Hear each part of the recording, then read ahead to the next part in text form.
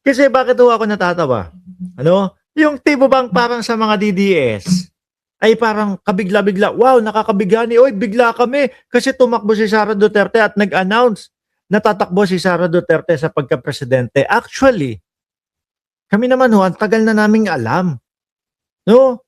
At para ho sa akin, mga kababayan, wala na pong nakakabigla dyan. Simulat sa pool pa lang po, 2022 election pa lang po, mga boss Chipamo sir, eh ramdam na at alam natin natatakbo naman si Sara Duterte sa 2028 election po, mga kababayan.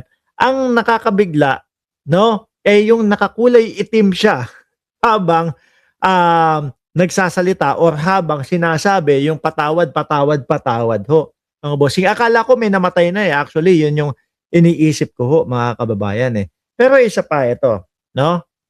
Alam nyo ho kung bakit kahit alam na natin o kahit hindi na nakakabigla yung announcement ng Inday Sara Duterte. Alam nyo ko kung bakit, mga kababayan?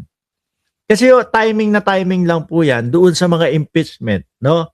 Na isinusumite at inirereklamo po kay Sara Duterte sa ating Vice Presidente. Timing upang sa ganon, eh kapag umusad yung mga impeachment, kagaya niya, nung isang araw, pang-apat na impeachment na yung isinusumite laban o kontra kay Vice Presidente Inday Sara Duterte. Upang sa ganon, ang sasabihin, kaya naman yan mga nagpapasa o nagsasubmit ng impeachment para kay Vice Presidente kasi nag-announce na tatakbo.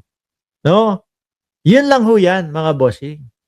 Yun lang po yan. Para sabihin nila, naku, pinupolitika si Sara Duterte kaya binubuhusan ng impeachment.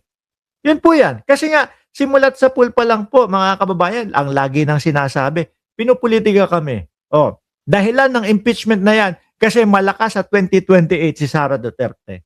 Pero ang totoo ho, mga boss Chipamo, sir, merong mga ebidensya eh. No? Merong mga Mary Grace Piatos, may mga Kokoy Villamin na sila dapat sagutin. Yung pangatlo sa impeachment na pagpapatay kay Pangulong Bongbong Marcos, asawa ng Pangulo, at kay Martin Romualdez, mga bossing. Yun pa lang ho.